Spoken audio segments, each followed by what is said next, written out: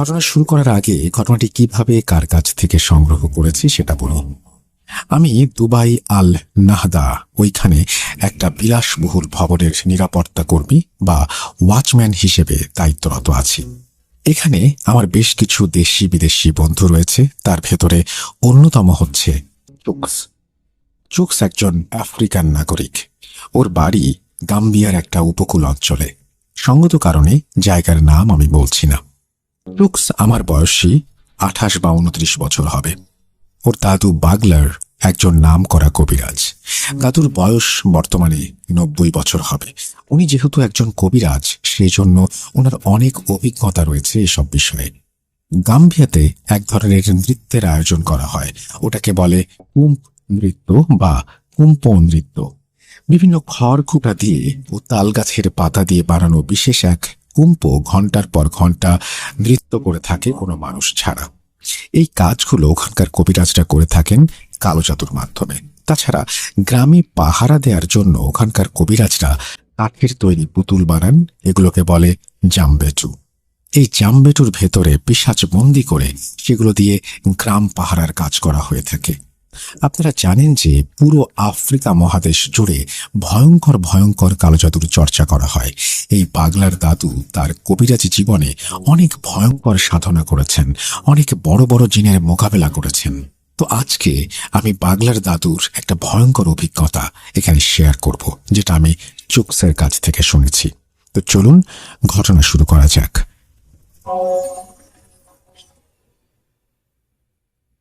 1990 সালের কোনো একটা সময় বাগলার ও লালা দাদু গাম্বিয়া থেকে মালি গেছেন তাদের তান্ত্রিক গুরুর সাথে দেখা করতে। লালা দাদু হচ্ছে বাগলার দাদুর একজন ঘনিষ্ঠ বন্ধু। তিনি বাগলার দাদুর মতো একজন কবিরাজ, আর এই তান্ত্রিক গুরু হচ্ছেন ওনাদের গুরু। 1975 সালে মালি থেকে এক তান্ত্রিক এসেছিলেন বাগলার দাদুর এলাকায় একজনের চিকিৎসা করতে। সেই মালি থেকে গাম্বিয়া এত দূর থেকে তাকে আনা হয়েছিল কারণ বিষয়টা অনেক জটিল ছিল, যা অন্যান্য সাধারণ কবিরাজের পক্ষে সমাধান করা সম্ভব ছিল না। ওই তান্ত্রিক মূলত একজন মহিলার উপরে কালো জাদু কাটানোর জন্য এত দূর থেকে এসেছিলেন। তারপর এই গুরুর সাথে বাগলার দাদু ও বাগলার দাদুর বন্ধু লালা, তাদের দুজনের কথা হয়। ওনারা ওই তান্ত্রিক গুরুকে বেশ আপ্যায়ন করেন। তারপর তার কাছ থেকে কঠিন কঠিন জাদুবিদ্যা শেখার আগ্রহ প্রকাশ করলে এক পর্যায়ে মালির সেই তান্ত্রিক গুরু রাজি হন। তারপর থেকে বাগলার দাদু ও লালা দাদু অনেক কিছু শেখেন। বিগত 15 বছরে অনেকবার বাগলার দাদু গেছেন সেই তান্ত্রিক গুরুর সাথে দেখা করতে এবং তার কাছ থেকে অনেক অনেক কঠিন কঠিন জাদুবিদ্যা শিখেছেন। অনেক কঠিন সমস্যার সমাধানও নিয়ে এসেছেন। এবার একটা বিশেষ দরকারে দুই দাদু গেছেন তান্ত্রিক গুরুর সাথে দেখা করতে। এই তান্ত্রিক গুরুর বাড়ি মালির আকাসিয়া অঞ্চলে। এটি সেনেগাল ও মালির বর্ডার অঞ্চলে, তবে গাম্বিয়া থেকে বেশ দূরে। যাই হোক, বাগলার ও লালা দাদু গুরুর বাড়িতে যেয়ে দেখেন তার বাড়িতে অনেক মানুষের ভিড়। একজন নাম করা কবিরাজের বাড়িতে ভিড় থাকবে, এটাই স্বাভাবিক, কিন্তু এর আগে যতবার এসেছেন এত মানুষ কখনো তারা দেখেননি। দাদুরা বাড়ির ভেতরে প্রবেশ করে দেখেন উঠোনে একটা খাটের ওপরে একজন 30-32 বছরের মহিলার লাশ রাখা। এই লাশকে ঘিরে রয়েছে উপস্থিত সব মানুষ।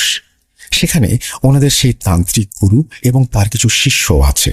বাগলার দাদু ও লালা দাদুকে দেখতে পেয়ে তান্ত্রিক গুরু এগিয়ে আসেন, ভালো মন্দ কথা বলে এক জায়গায় বসতে বলেন।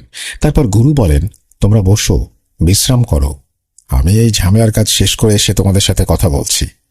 দাদুরা অপেক্ষা করতে করতে একসময় ঘুমিয়ে যান, কেননা জার্নি করে তারা অনেক ক্লান্ত ছিলেন। কতক্ষণ ঘুমিয়েছিলেন জানেন না। একসময় গুরুর ডাকে তাদের ঘুম ভাঙে। ঘুম থেকে ওঠার পরে গুরু বলেন, এইবার তোমরা দুইজন একসাথে আসছো, নিশ্চয়ই কোনো বিপদ হয়েছে। তখন দাদুরা বলেন, হ্যাঁ গুরুজি, আমরা অনেক বড় বিপদে পড়েছি। তখন গুরুজি বলে, সব শুনবো, তার আগে আমি একটু ফ্রি হই। আমি নিজেও অনেক বড় বিপদে আছি, আর তোমাদেরকে আমার এখানে 2 দিন থাকতে হবে। কোনো আপত্তি থাকলে বলো।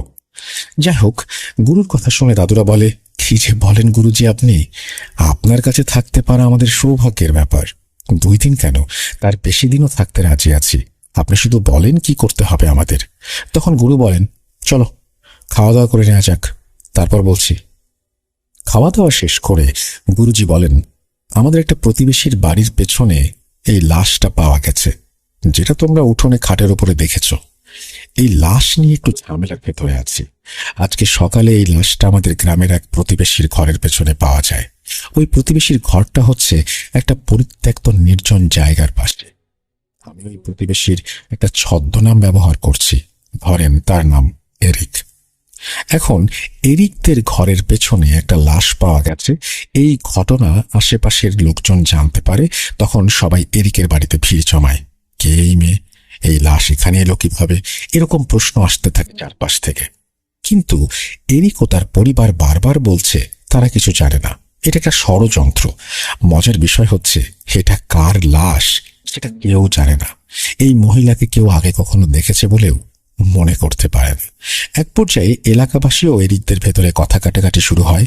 তারপর শুরু হয় মারামারি। সবাই এরিককে সন্দেহ করে। কিছু যুবক এরিককে মারতে থাকে। খবর পেয়ে আমিও ছুটে গেলাম এরিকদের বাড়িতে।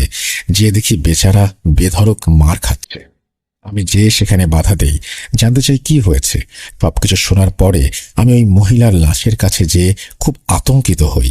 আমি দেখি মেয়েটার চোখের মণি দুটো দিয়ে রক্ত বের হচ্ছে আর গলায় আঙুলের চিহ্ন। তখন আমি উপস্থিত মহিলাদের উদ্দেশ্যে বলি, আচ্ছা তোমরা দেখো তো তার শরীরে কোনো আঘাতের চিহ্ন আছে কিনা। তখন এক মহিলা লাশটাকে ভালো করে দেখে।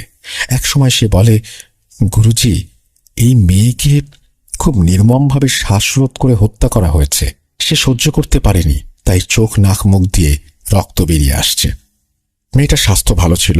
তখন আমি বলি, তোমরা একটু পানি ঢেলে পরিষ্কার করো, তারপর আমি দেখছি কি করা যায়। তারপর আমি গ্রামের মুরব্বীদের সাথে কথা বলি। আমি বলি যে এই হত্যার সাথে এরিকের কোনো সম্পর্ক নেই, তোমরা ওকে ছেড়ে দাও। ওই মেয়ের হত্যা আমার কাছে কেমন যেন সন্দেহজনক লাগছে।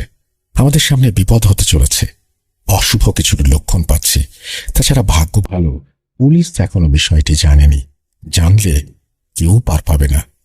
আমার কথায় প্রথম থেকে সবাই একটু বিব্রত বোধ করলেও এক সময় ওরা বিশ্বাস করে। যাই হোক, তারপর গ্রামবাসী জানতে চায় এই হত্যার কারণ কি হতে পারে।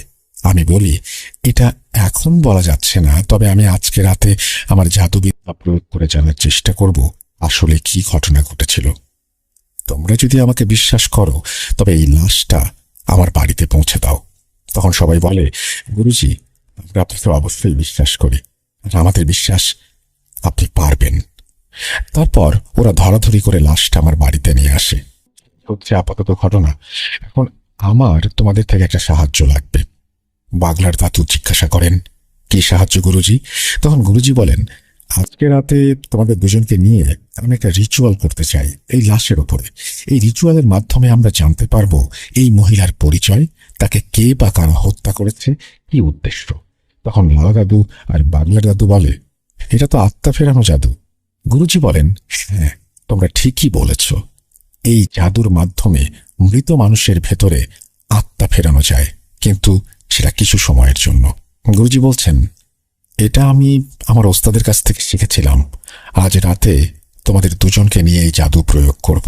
এখন তোমরা বিশ্রাম করো, আমি যা যা প্রয়োজন সেগুলো ব্যবস্থা করে আসি। গুরুজি চলে যাওয়ার পরে লালা দাদু বলেন, বাগলার, আমাদের কি সৌভাগ্য। আফ্রিকার ইতিহাসের সবচেয়ে ভয়ানক ও কঠিন জাদু আজকে আমরা শিখব এবং দেখব। বাগলা দাদু বলেন, হ্যাঁ বন্ধু, আজকে আমাদের নতুন অভিজ্ঞতা হতে যাচ্ছে। দুজনে খুব উৎফুল্ল ছিল। অবশেষে বিকেল পেরিয়ে সন্ধ্যা হয়, সন্ধ্যা পেরিয়ে রাত। গুরুজি বলে, এই লাশটাকে আমার ছোট ঘরে, অর্থাৎ যে ঘরে বসে গুরুজি কবিরাজি করেন, সেই ঘরে নেওয়া হোক। বলে রাখা ভালো, আফ্রিকা মহাদেশে যারা এসব কবিরাজি বিদ্যা চর্চা করেন তাদের সবার আলাদা একটা ঘর থাকে। ঘরটা অনেকটা কুঁড়ে ঘরের মতো করে বানানো হয়। যাই হোক, গুরুজির কথা মতো বাড়ির সব সদস্য মিলে লাশটাকে ধরাধরি করে গুরুজির ছোট ঘরে নেওয়া হয়। তখন গুরুজি কিছু জিনিস নিয়ে সেই ঘরে প্রবেশ করেন।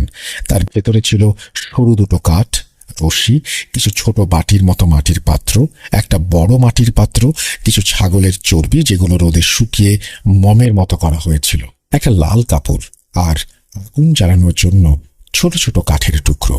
গুরুজি প্রথমে লম্বা কাঠ দুটোকে লাশের দুই পাশে রাখেন। তারপর ডান হাত ও ডান পা একটা কাঠের সাথে বেশ শক্ত করে বেঁধে দেন। বাকি কাঠের সাথে বাম পা ও বাম হাত একইভাবে বেঁধে ফেলেন। এরপর মাটির বাটিগুলোতে একটু তেল ও ছাগলের চর্বি ঢেলে দিয়ে কাপড় মোড়ানো রশির মতো বানানো, অর্থাৎ আলো জ্বালানোর জন্য যে ফিতা বানানো হয় এরকম করে লাশের চারপাশে গোল করে একটু জায়গা রেখে গণ্ডির মতো করে রাখলেন। একটা গ্যাপ রাখলেন যাতে 3 জনের বসতে অসুবিধা না হয়। এরপরে বড় বাটিতে যেটা ছিল একটা গামলা বা বোলের আকারের, সেই পাত্রে কাঠের টুকরো সাজিয়ে তেল ঢেলে দিলেন। তারপর আস্তে আস্তে সবগুলো বাটি ও ওই পাত্রে আগুন জ্বালিয়ে দিলেন। পুরো ঘর তখন ধোঁয়ায় পরিণত হলো এবং সেই সাথে চর্বি পোড়া গন্ধ। অতিরিক্ত ধোঁয়ার কারণে কেউ ঘরে থাকতে পারলেন না। তখন গুরুজি বললেন, কিছুক্ষণের জন্য ঘর থেকে বের হতে হবে, একটু পরে ধোঁয়া কমে গেলে সাধনা শুরু করব। ওনারা 3 জন ঘর থেকে বের হয়ে ধোঁয়া কমার অপেক্ষা করতে লাগলেন। এর ভেতরে গুরুজি বাগলার দাদু ও লাল দাদুকে মন্ত্র শিখিয়ে দিলেন। কিছুক্ষণ পরে ধোঁয়া কমে গেলে আবার সেই ঘরে তারা প্রবেশ করলেন। এবার গুরুজি লাশের পশ্চিম পাশে বসে পড়লেন, পূর্ব দিকে মুখ করে। লাশ আর গুরুজির মাঝখানে ফাঁকা জায়গায় আগুনের বড় পাত্রটা রাখলেন গুরুজি। তারপর বাগলার দাদুকে বললেন, বাগলার, তুমি লাশের পাশে মাথার কাছে বসে পড়ো আর কাঠ দুটোকে শক্ত করে ধরে রাখবে। লালা, তুমি লাশের পায়ের কাছে বসো, কাঠ দুটোকে শক্ত করে ধরে রেখো। প্রচন্ড শক্তি প্রয়োগ করতে হবে তোমাদের। এই লাশের শরীরে যখন আত্মা ফিরে আসবে তখন সেটা বল প্রয়োগ করে এখান থেকে ছুটে পালাবার চেষ্টা করবে। আমি তন্ত্র বলে ওকে ধরে রাখবো, তবে যদি কোনোভাবে এখান থেকে ছুটে যেতে সক্ষম হয় তবে আমরা কেউ বাঁচব না।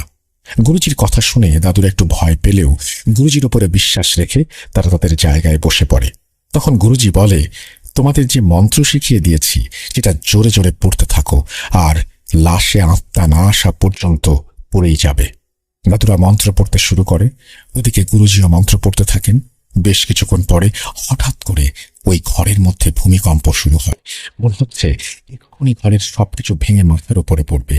বাগলার দাদু ও লালা দাদু বেশ ভয় পেয়ে যান। তারা দুজনে অভিজ্ঞ ও বড় কবিরাজ হওয়ার পরেও তাদেরও সাহস এবং ধৈর্য যেন কমে যাচ্ছিল। গুরুজির ওপরে বিশ্বাস রেখে তারা ধীরে ধীরে স্বাভাবিক হন আর চোখ বন্ধ করে মন্ত্র পড়তে থাকেন। হঠাৎ দাদুরা লক্ষ্য করেন লাশের শরীর নড়ে উঠল। লাশ নড়ে ওঠার সাথে সাথে বাগলার দাদু ও লালা দাদু দুজনে কাঠ দুটোকে দুপাশ থেকে শক্ত করে রাখেন। নড়াচড়া ক্রমেই তীব্র থেকে তীব্রতর হচ্ছে। বাগলার দাদু ও লালা দাদু শরীরের সর্বশক্তি দিয়ে কাঠ দুটোকে ধরে রেখেছেন। এমন সময় গুরুজি আগুনের পাত্রটা নিয়ে উঠে দাঁড়ালেন আর উচ্চ স্বরে মন্ত্র পড়তে পড়তে লাশের চারপাশে ঘুরতে থাকলেন। একটা জিনিস খেয়াল করেন, জ্বলন্ত আগুনের পাত্র যেটা দীর্ঘ সময় জ্বলছে, যেটা ধরার সাথে সাথে হাত পুড়ে যাবার কথা, কিন্তু মন্ত্র বলে কিছু হয়নি গুরুজির। তা না হলে উনি সেটা কিভাবে ধরেছেন? এটাই হচ্ছে কালো জাদু। গুরুজি আগুনের পাত্রটা নিয়ে ঘুরতে থাকেন আর মন্ত্র পড়তে থাকেন। এদিকে লাশ ছটফট করতে থাকে এবং চারপাশটা মনে হচ্ছে এখনই লণ্ডভণ্ড হয়ে যাবে। এভাবে চলতে থাকে অনেক সময়, কিন্তু গুরুজি, লালা দাদু ও বাগলার দাদু মন্ত্র পড়া বন্ধ করেননি। তারা উচ্চ স্বরে মন্ত্র পড়তে থাকেন। মন্ত্র পড়ার এক পর্যায়ে লাশটার ছটফটানি থেমে যায় এবং লাশটা কথা বলে ওঠে। যখন লাশটা কথা বলে ওঠে তখন গুরুজি দাঁড়িয়ে যান আর তার মন্ত্র পড়া বন্ধ করে দেন। লাশটা বলে ওঠে, খিরে কবিরাজ, আমাকে কেন ডেকেছিস? এটা শোনার পরে গুরুজি বলেন, তোমার পরিচয় দাও। তখন লাশের ভেতরে থাকা আত্মা বলে ওঠে, আমি তোর কথা শুনতে বাধ্য না। চুকসের দাদুর বর্ণনা অনুযায়ী ওটা ওই লাশের আত্মা ছিল। আমরা মুসলিম, আমরা বিশ্বাস করি মৃত মানুষের আত্মা কখনো ফিরে আসে না। হতে পারে সেটা তার কালীন জিন অথবা কোনো পিশাচ বা অন্য কিছু। যাই হোক, প্রথমে ওই আত্মাটি কথা বলতে রাজি হচ্ছিল না। তারপর বিভিন্নভাবে তাকে বিভিন্ন কায়দায় রাজি করানো হয় এবং এক পর্যায়ে গুরুজি সক্ষম হন। গুরুজি একটা ওয়াদা করার পরেই লাশটি কথা বলে ওঠে। গুরুজি কি ওয়াদা করেছিলেন সেই বিষয়ে একটু পরে আসছি। ওই মহিলার আত্মা বলে, আমার নাম ছদ্মনাম, আমার বাড়ি বামাকো অর্থাৎ মালির রাজধানী। আমি খ্রিস্টান। আমার বিয়ে হয়েছে মাত্র 3 বছর। আমার বাবা মা কেউ জীবিত নেই। আমার ভাই বোন সবার বিয়ে হয়ে গেছে। তারা সবাই আলাদা আলাদা পরিবার নিয়ে থাকে। আমার স্বামী ফ্রেডি, ছদ্মনাম, ছোটখাটো একটা ব্যবসা করে। বেশ সুখে আমাদের দিন কাটত। সেই সুখ আর সইল না। ফ্রেডি অন্য এক নারীর সাথে সম্পর্ক করে তোলে আর আমাকে অবহেলা অবজ্ঞা করতে শুরু করে। এক পর্যায়ে আমি আমার স্বামীর নামে আমার ভাই বোন ও তার পরিবারের কাছে নালিশ করি। বিষয়টা আমার স্বামী অস্বীকার করে। তারপর তার এমন মিথ্যাচার আমি মেনে নিতে পারি না। আমাদের বাড়িতে আমাদের ভেতরে তুমুল ঝগড়া হয় এবং এক পর্যায়ে আমি তাকে ডিভোর্স দেওয়ার সিদ্ধান্ত নেই আর তাকে জানিয়ে দেই আমি আদালতে দাঁড়াবো তার বিরুদ্ধে। এটা শোনার পরে সে কিছুটা স্বাভাবিক হয়। তারপর তার পরিবার ও আমার পরিবার সবার কাছে সে প্রতিজ্ঞা করে সবকিছু ঠিক হয়ে যাবে। এরপর বেশ কিছুদিন আমার স্বামী আমার সাথে খুব ভালো ব্যবহার করে। তার এমন পরিবর্তন দেখে আমি বেশ খুশি হই। এর প্রায় 1 মাস পরে আমার স্বামী ফ্রেডি আমাকে বলে, তোমাকে নিয়ে অনেক দিন কোথাও ঘুরতে যাওয়া হয় না, চলো কোথাও ঘুরে আসি। আমি খুশি হই। তখন সে বলে আমাদের এই অঞ্চলে যাওয়া উচিত। তারপর সে এই জায়গার কথা বলে। আমিও রাজি হয়ে গেলাম। তারপরে আমার স্বামী আমাকে এই গ্রামে নিয়ে আসে। যেদিন ফ্রেডি আমাকে হত্যা করে সেদিন সন্ধ্যায় ফ্রেডি বলে, তোমাকে একটা জিনিস দেখাবো, চলো যাওয়া যাক। আমিও সরল মনে তার কথায় রাজি হয়ে গেলাম। ফ্রেডি আমাকে হত্যা করার আগে কৌশলে ঘুমের ঔষধ খাওয়ায়। আমার প্রচুর ঘুম পাচ্ছিল। সেটা তাকে বললে সে হোটেলে নেয়ার কথা বলে। কৌশলে এখানে নিয়ে এসে আমাকে গলা টিপে হত্যা করে। তারপর আমার লাশ এখানে ফেলে পালিয়ে যায় আর এভাবে আমার মৃত্যু হয়। মহিলার আত্মার কাছ থেকে তার হত্যাকাণ্ডের ঘটনা শুনে উপস্থিত আমরা সবাই মর্মাহত হই এবং ফ্রেডির ওপরে আমাদের প্রচুর রাগ হয়।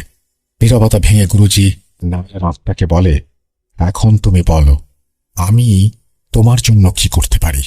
তখন নায়রার আত্মা বলে, আমার এই নির্মম হত্যার বিচার চাই। আমার লাশটা আমার ভাই বোনদের কাছে পাঠিয়ে দিলে আমার আত্মা শান্তি পাবে। গুরুজি একটু চিন্তা ভাবনা করে বলে, তোমার স্বামীকে ঈশ্বর অবশ্যই সাজা দেবেন। আমি তার উপরে মরণ বাণ মারব। তার মতো পাপীর বেঁচে থাকার কোনো অধিকার নেই। কিন্তু তোমার লাশ নিয়ে এখন যদি তোমার বাড়িতে যাই তাহলে আমরা বিপদে পড়ে যাব। আইনি ঝামেলা হবে অনেক। যেহেতু তোমার স্বামী তোমাকে হত্যা করেছে তার কোনো সাক্ষী নেই আর সেটা প্রমাণ করার জন্য আইনি প্রক্রিয়ার ভেতর দিয়ে যেতে হবে। অনেক ঝামেলা হবে। আমাদের গ্রামে নিরীহ মানুষগুলো বিপদে পড়বে। অনেক ভোগান্তি হবে সবার। তার চেয়ে আমরা সবাই মিলে তোমাকে এখানে তোমার ধর্ম অনুযায়ী দাফন করি। আমি তোমাকে কথা দিচ্ছি, ফ্রেডির ওপরে আমি ভয়ঙ্কর কালো জাদু করব, ওকে ভয়ানক মৃত্যু দেব। নায়রার আত্মা প্রথমে রাজি না হলেও অনেক বোঝানোর পরে অবশেষে রাজি হয়। তখন গুরুজি ফ্রেডির ও নায়রার নাম, ঠিকানা, বাবা মায়ের নাম সবকিছু নায়রার আত্মার কাছ থেকে জেনে নেয়। এরপরে গুরুজি নায়রার আত্মাকে নায়রার শরীর থেকে মুক্ত করে দেন। পরের দিন গুরুজি গ্রামের কিছু মুরব্বীকে ডেকে সবকিছু খুলে বললেন। সবাই সবকিছু শুনে বলে, গুরুজি আপনি যেটা ভালো মনে করেন সেটা করেন, আমাদের সবার মতামত আছে। তারপর নায়রাকে স্থানীয় একটি খ্রিস্টান কবরে দাফন করা হয়। দাফন শেষে বাগলার দাদু ও লালা দাদুকে উদ্দেশ্য করে গুরুজি বলেন, চলো ফ্রেডির ব্যবস্থা করা যাক। বাগলার দাদু জিজ্ঞাসা করে, গুরুজি আপনি কি করতে চান, মানে কোন ধরনের কালো জাদু করতে চান ফ্রেডির ওপরে? তখন গুরুজি বলে, আমি ওর উপরে এমন কালো জাদু করব ও শুধু মৃত্যু কামনা করবে, কিন্তু কমপক্ষে 20 দিনের আগে ওর মৃত্যু হবে না। বাগলার দাদু আবার জিজ্ঞাসা করে, এটা কি জাদু? তখন গুরুজি বলেন, আমি ওর উপরে এমন মরণ বাণ মারব তাতে ওর প্রচন্ড মাথা ব্যথা হবে, সেই সাথে চোখও ব্যথা হবে। মাথা ব্যথা, চোখ ব্যথায় ও কিছু খেতে পারবে না, ঘুমোতে পারবে না। দুনিয়ার কোনো ডাক্তার কবিরাজ ওকে ভালো করতে পারবে না। আমি সেই ব্যবস্থা করব। এভাবে ছটফট করতে করতে একদিন ও মারা যাবে। এটা হবে ওর শাস্তি। তারপর গুরুজি ফ্রেডির ওপরে বাণ মারেন। বাণ কিভাবে মারা হয়েছে সেটা চোখ জানতে পারেনি, আর এই ঘটনার মূল বিষয়ও সেটি নয়। এখন ঘটনার মূল পার্ট শুরু করব। এটা বর্ণনা করার আগে একটু বলে রাখি, এমন ঘটনা আমি অন্তত কখনো শুনিনি। এটা আমার জীবনের সম্পূর্ণ ভিন্ন একটা অভিজ্ঞতা, যেমনটা আমি শুনেছি বা জেনেছি। যাই হোক, সব ঝামেলা শেষ করে গুরুজি বাগলার দাদু ও লালা দাদুর উদ্দেশ্যে বলে, তোমরা তো দেখলে কত বড় বিপদের ভেতরে ছিলাম, আর সেই জন্য তোমাদের কাছ থেকে ভালো করে জানতে পারছিলাম না তোমাদের আসার উদ্দেশ্য। এখন বলো কি সমস্যা, তখন বাগলার দাদু বলেন, গুরুজি, আমাদের গ্রাম পাহারা দেওয়ার জন্য আমরা যে জানবেটু ব্যবহার করি, বেশ কিছুদিন ধরে সেই জানবেটুগুলো খুঁজে পাচ্ছি না। ওই জানবেটুর ভেতরে থাকা জিনগুলোকে অনেক ডেকেও হাজির করতে পারছি না। আমি আর লালা অনেক চেষ্টা করেছি জানবেটুর পাহারার জিনগুলোকে হাজির করতে, কিন্তু ব্যর্থ হয়েছি।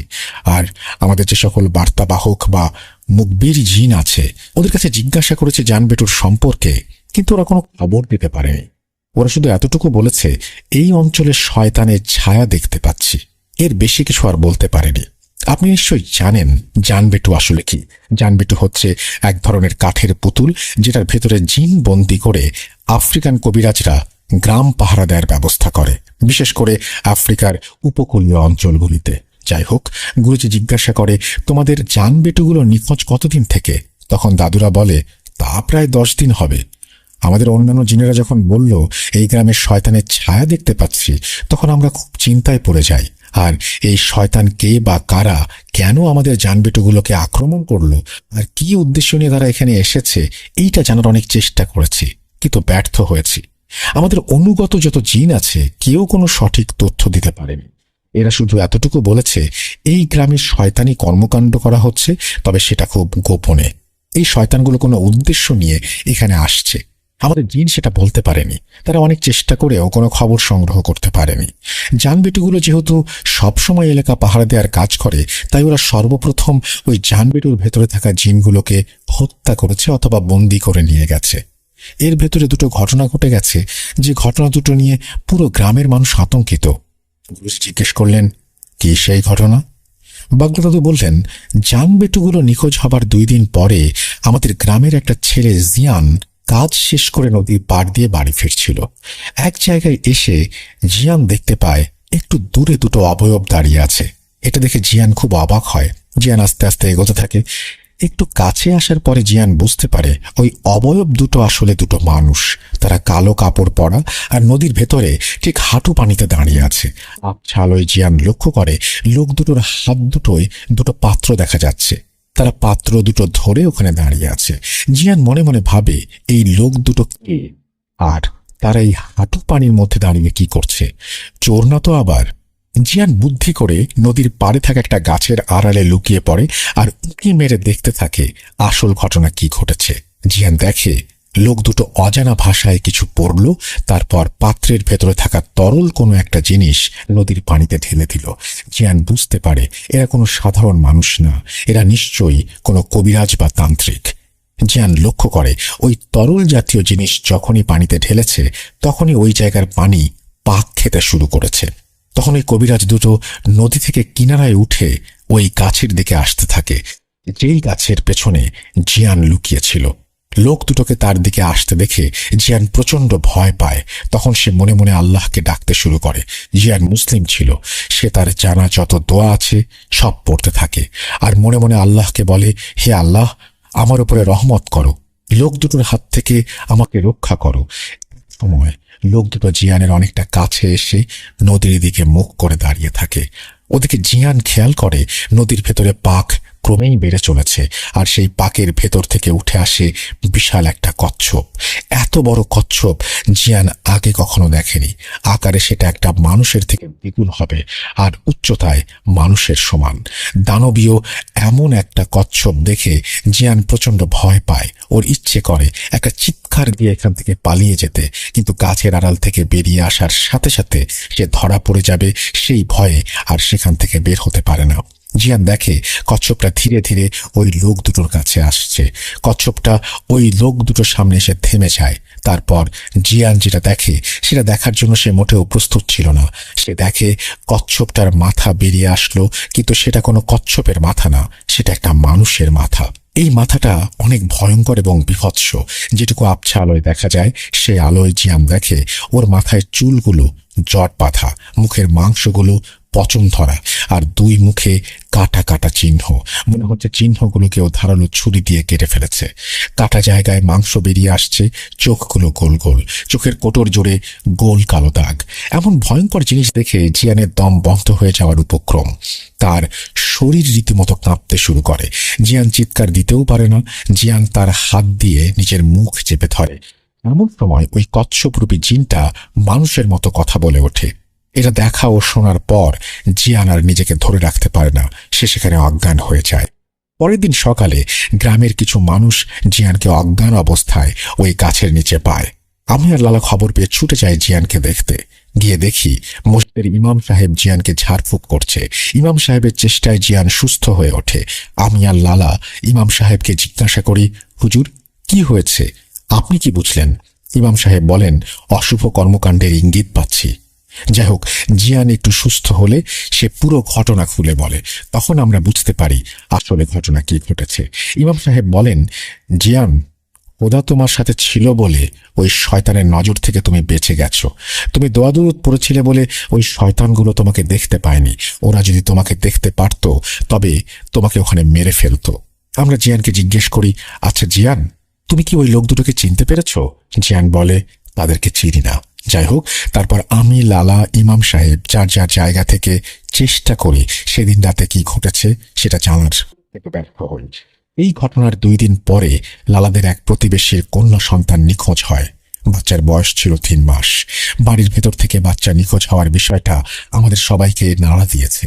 আমরা সবাই বুঝতে পারছি খুব ভয়ানক কিছুর আবির্ভাব হয়েছে আমাদের এলাকায়। এই রহস্য উদ্ঘাটন ও তার সমাধান করার মতো ক্ষমতা আমাদের এখনো হয়নি। এই জন্য গুরুজি আমাদের এত দূর থেকে আপনার কাছে আসা। কিছু একটা করুন। সবকিছু শুনে গুরুজি বলেন, আচ্ছা, দেখছি কি করা যায়। আজ গভীর রাতে আমি আমার শক্তিশালী এক জাদুকরী মুখবির জিনকে পাঠাবো তোমাদের এলাকায় তথ্য সংগ্রহ করার জন্য। তখন বাগলার দাদু বলে, গুরুজি, আমাদের সকল মুখবির জিন ফেল করেছে, আপনার জিন কি পারবে? তখন গুরুজি মুচকি হেসে বলে, বাগলার, ও হচ্ছে সেই জিন যে স্বয়ং শয়তানের করা মায়াজাল কাটাতে সক্ষম। তোমরা চিন্তা করো না, যাও বিশ্রাম করো, আমি আগে দেখি ওখানে কি হচ্ছে। দিন রাতে গুরুজি আসনে বসেন, আমরা দুজন শুয়ে পড়ি। ভোরে গুরুজির ডাকে আমাদের ঘুম ভাঙে। তখন গুরুজি বলে, বাগলার, তোমরা তৈরি হয়ে নাও, আমাদের এক্ষুনি বেরোতে হবে। বাগলা দাদু জিজ্ঞাসা করে, গুরুজি, আমরা এখন কোথায় যাচ্ছি? গুরুজি বলেন, কোথায় আবার? তোমাদের এলাকায়। শয়তানের সাথে মোকাবেলা করতে হবে না? গুরুজি আমাদের সাথে যাচ্ছেন শুনে আমি আর লালা তো দারুণ খুশি। তখন গুরুজি বলেন, বাগলার, এই কবিরাজি জীবনে অনেক কিছু দেখেছি, অনেক কিছু শুনেছি।